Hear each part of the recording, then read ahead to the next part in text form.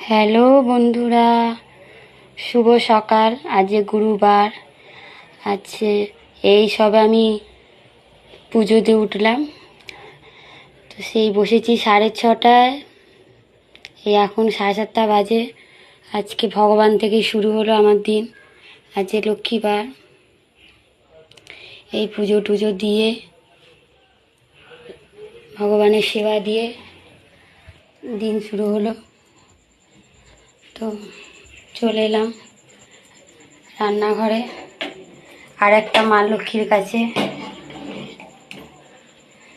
মা লক্ষ্মী, মা অন্নপূর্ণার রান্নার ঘর হয় মা লক্ষ্মী, মা অন্নপূর্ণার। এই হলো আমার দিন শুরু।